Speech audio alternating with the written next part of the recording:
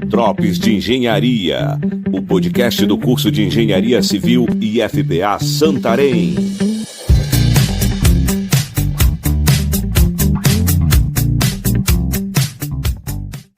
Olá, sejam bem-vindos a mais um episódio do Drops de Engenharia, o seu podcast do curso de Engenharia Civil. Eu me chamo Pamela e estão comigo Melissa, Leonardo e João. Somos participantes da turma de Noções, Arquitetura e Urbanismo do IFPA Campus Santarém. Nesse podcast, vamos tratar do tema Tecnologias Sustentáveis na Construção Civil. Como a adoção de soluções inovadoras pode contribuir para a promoção da paz e sustentabilidade ambiental. Olá, caro ouvinte.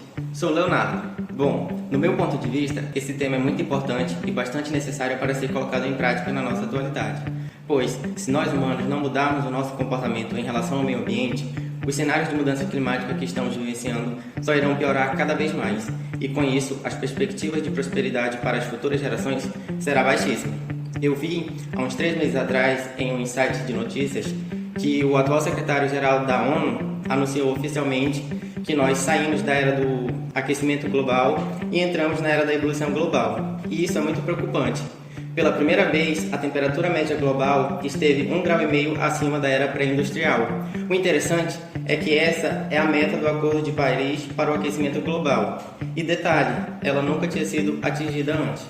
Outra notícia muito preocupante, que vem sendo bastante divulgada por vários canais de notícias no nosso país, é que o Brasil passará por uma onda de calor que foge ao normal e com potencial risco à vida. As temperaturas poderão superar a casa dos 40 a 45 graus, podendo quebrar recordes em alguns estados. Aqui na nossa região amazônica, estamos vivenciando um cenário extremo e sem precedentes. Uma seca histórica está afetando a região norte e, segundo especialistas, ela tende a se intensificar mais ainda nas próximas semanas, com a previsão de chuvas abaixo da média na região para o mês de outubro. A situação crítica na Amazônia já é considerada a pior dos últimos 43 anos, segundo o Centro Nacional de Monitoramento e Alertas de Desastres Naturais. Muito bem colocado, Léo. De fato, as mudanças climáticas são uma alarmante razão para mudarmos nossos métodos. Temos que encarar o fato de que o clima está passando por mudanças devastadoras e, infelizmente, as práticas na construção civil, elas contribuem bastante para isso.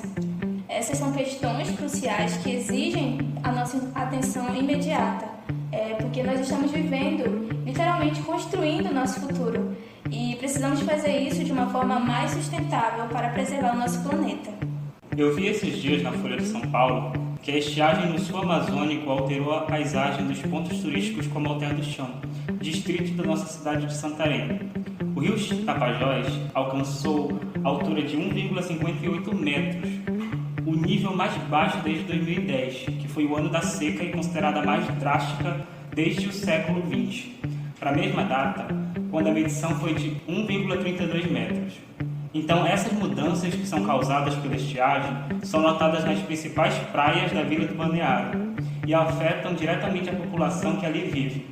Há relatos da falta de água potável em algumas comunidades do entorno. Verdade, Léo. Até quem não está por dentro da notícia já sente os impactos dessa problemática. Inclusive, até soltamos a piada de que há um sol para cada pessoa, né? Tipo assim, hoje meu sol tá estourado. Precisamos literalmente mudar os nossos hábitos, amigos. E como em todos os setores é falado sobre sustentabilidade, é claro que a construção civil não ia ficar de fora, principalmente por conta do seu grande impacto no meio ambiente. Eu sou a Melissa e vou destacar alguns dos porquês devemos adotar a tecnologia sustentável. Vamos lá? Então, a adoção das tecnologias sustentáveis pode gerar impactos positivos na economia local. Isso porque ela vai promover a criação de empregos verdes. Mas o que seria emprego verde, Melissa? Basicamente, trata-se de uma iniciativa que busca a sinergia entre o mercado, a produção de energia e os temas ambientais. Além disso, a tecnologia sustentável ela vai impulsionar o desenvolvimento das empresas voltadas para soluções sustentáveis. Outro sim, ela vai reduzir o consumo de recursos naturais, vai minimizar a emissão de poluentes, como por exemplo o gás carbônico, vai diminuir também os impactos negativos no meio ambiente. Ou seja, mais do que uma questão médica, vai gerar menos impacto no meio ambiente e, além disso, vai se tornar uma exigência para se destacar lógico, vai atrair novos clientes para você também.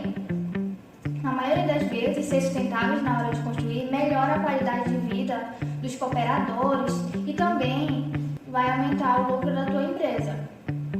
Isso aí, Melissa. Eu concordo bastante com você. As tecnologias sustentáveis são de extrema importância e devem ser colocadas em prática o mais rápido possível, para que se possa, pelo menos, tentar diminuir um pouco da destruição que já foi causada por nós, seres humanos, há séculos no nosso meio ambiente. De fato, Melissa, suas observações ressaltam a grande conexão entre o uso das tecnologias sustentáveis, a preservação do meio ambiente e a promoção da paz. Nós sabemos muito bem que não é novidade que a exploração de recursos naturais ela tem desempenhado um papel central em muitos conflitos ao longo das últimas décadas. O relatório Painel de Alto Nível sobre Ameaças, Desafios e Mudanças destaca de maneira clara a relação entre o meio ambiente, segurança e desenvolvimento, indicando como a competição por recursos valiosos e escassos pode romper e desencadear conflitos internos. Nesse contexto, torna-se crucial a reflexão sobre o papel transformador que as tecnologias sustentáveis desempenham como agentes de mudanças, não apenas para diminuir os impactos ambientais, mas também para influenciar positivamente a qualidade de vida e o bem-estar social. Dessa forma, o caminho para a sustentabilidade não é apenas uma jornada ecológica, mas também uma via para a promoção da paz, onde as necessidades humanas elas coexistem em equilíbrio com a preservação do nosso meio ambiente. E agora teremos uma participação especial do professor Euler, que abordará um trabalho de uma proposta inovadora de um cimento de baixo impacto ambiental. Sou o professor Euler Arruda, sou professor adjunto do Instituto de Tecnologia da Universidade Federal do Pará. Atualmente estou lotado na Faculdade de Arquitetura e Urbanismo. Tenho um doutorado em Tecnologias Construtivas pelo Programa de Pós-Graduação em Arquitetura e Urbanismo e um mestrado em Tecnologias Construtivas de pesquisa, juntamente aqui com todos os pesquisadores do LabTech, o Laboratório da Tecnologia das Construções, do qual eu faço parte.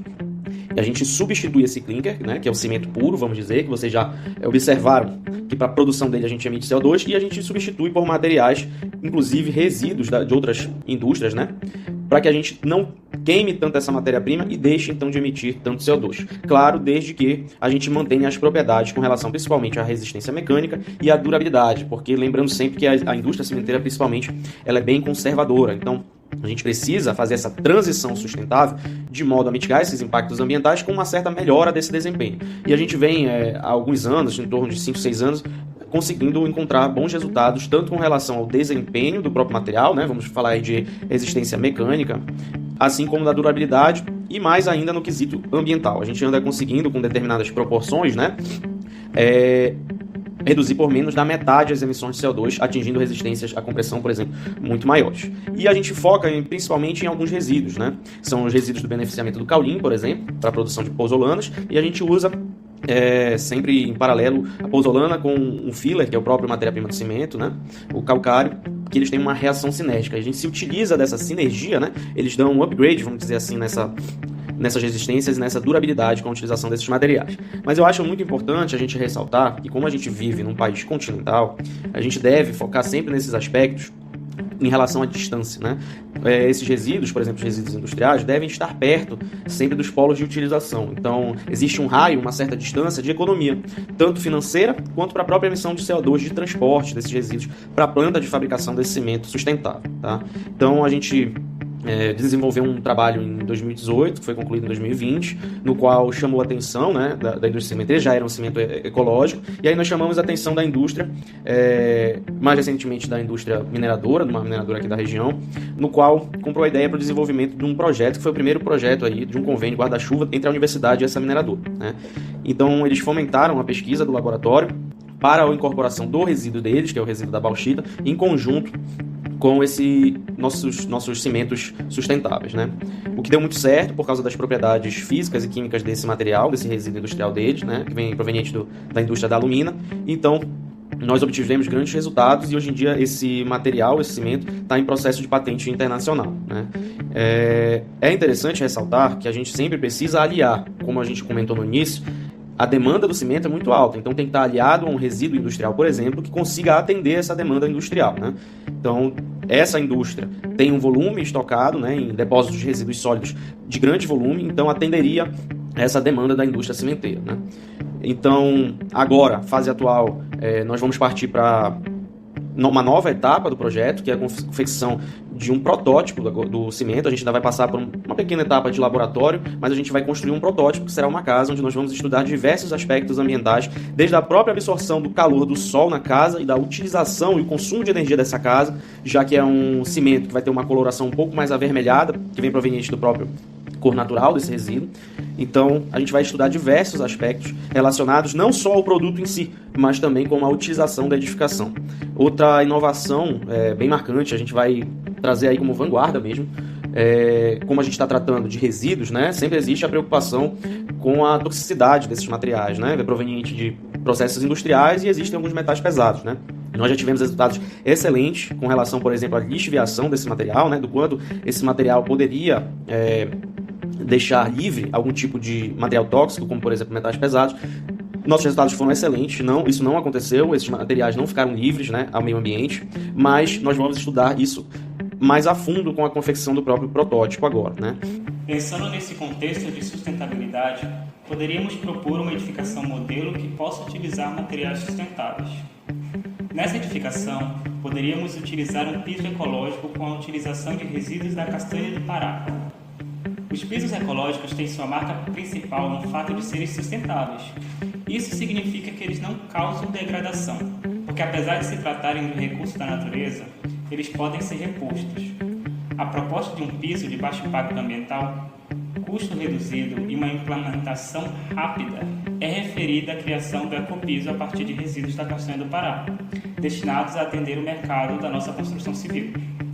O principal benefício gerado pelo esse produto é a utilização dos resíduos que seriam descartados em grande escala. Buscar uma destinação para esse resíduo é um desafio constante, visto que no Brasil, para cada tonelada de castanha limpa, é gerada 1,4 toneladas de resíduos, composto por cascas e o chamado ouriço, o fruto do castanheiro. A ideia poderia ser uma medida de redução do custo final, contribuindo para tornar a atividade industrial mais competitiva economicamente e minimizaria os impactos das queimas dos minerais, bem como a produção de uma alta quantidade de gases de efeito provenientes da formação do cimento, pois o mesmo seria substituído. Bom, pensando nisso, podemos utilizar nessa edificação também o bambu, pois ele é um excelente material ecológico, sendo capaz de substituir o uso de madeira e aço com segurança e qualidade, sendo que ele já é bastante utilizado em alguns países asiáticos. O bambu é uma alternativa mais econômica, com baixo consumo de energia e maior benefício ao meio ambiente. Além disso, o bambu cresce rápido nos mais diversos climas e solos, e ele consegue captar uma grande quantidade de CO2 da atmosfera, e tem uma enorme resistência e flexibilidade. Porém, para quem não sabe, o bambu ele precisa passar por todo um tratamento específico antes de ser utilizado na construção civil. O seu uso não pode ser de qualquer jeito, e ele pode ser aplicado como estrutura para pilares, vigas e telhados. Complementando contigo, Léo, outro exemplo seria a parede ecológica, também conhecida como parede verde ou jardim vertical, que é uma estrutura vertical que permite o cultivo de plantas, geralmente em ambientes urbanos. Essas paredes são projetadas para serem ambientalmente amigáveis e oferecem uma série de benefícios, como a melhoria da qualidade do ar, o isolamento térmico, onde as paredes ecológicas elas podem ajudar a regular a temperatura em edifícios, reduzindo a quantidade de calor que entra no verão, que é o que a gente está precisando, também encaixaria super, já que estamos à procura desse frescor. A beleza estética também, que é super importante. Elas acrescentam um toque de natureza, aos espaços urbanos, criando um ambiente mais agradáveis e atraentes. E também reduz ruído, As plantas elas podem ajudar a absorver os ruídos, tornando os espaços mais silenciosos. E aqui vai uma dica, para te criar uma parede ecológica, são utilizados os sistemas de irrigação automatizada, e materiais resistentes que suportam o crescimento das plantas verticais. Diferentes tipos de plantas podem ser escolhidos para se adequar ao ambiente e às condições de luz, que tu vai poder usar diferentes tipos de plantas. E no caso, também para complementar, nessa casa, a gente poderia usar o exemplo do professor. Além das tecnologias mencionadas anteriormente, nós incluímos também uma alternativa sustentável no projeto do modelo da edificação, sendo ela o sistema de captação de água da chuva. Bem, esse sistema ele trata-se de um sistema de coleta, concentração e armazenamento das águas, que escoam por superfícies naturais, sendo uma atitude considerada ecologicamente responsável, pois reaproveita a água da chuva em vez de utilizar o recurso hídrico potável, podendo ser instalado em qualquer ambiente, rural ou urbano, casa ou apartamento. Esse sistema representa uma economia de até 50% na conta da água, ajuda a conter enchentes ao armazenar parte da água e pode até mesmo criar uma cultura de sustentabilidade ecológica nas construções, o que poderá garantir uma cisterna em cada casa construída no futuro. Pessoal, já que estamos falando sobre sustentabilidade, acho que seria interessante considerar a bioeconomia como um assunto a ser pautado neste episódio. A bioeconomia é um conceito que tem ganhado destaque globalmente como uma abordagem sustentável para o uso de recursos naturais, evoluindo para a produção de bens e serviços de forma mais consciente e ambientalmente responsável. Na nossa região, esse conceito pode ser uma resposta aos desafios constantes de desmatamento e manipulação ambiental devido à exploração não sustentável, oferecendo uma maneira de conciliar o desenvolvimento econômico com a conservação ambiental. Isso envolve a exploração sustentável da biodiversidade local, a promoção de práticas agrícolas e florestais mais responsáveis e a integração de comunidades locais nesse processo. Essa é uma excelente colocação, João. De fato, a bioeconomia acaba sendo bem interessante para se destacar no âmbito da sustentabilidade, principalmente quando olhamos aqui para a nossa região, que é bastante rica em biodiversidade. Vivemos na maior floresta tropical do mundo e é o nosso dever garantir a sua preservação. E eu acredito que a bioeconomia pode ser uma grande aliada para que essa preservação seja possível. Muito legal, João. É animador pensar que a bioeconomia ela pode ser uma boa resposta para resolver os problemas do desmatamento e da exploração descontrolada, abrindo um caminho mais justo e equilibrado para o desenvolvimento. Isso só destaca o quanto nós precisamos mudar nossas práticas para garantir um futuro mais sustentável.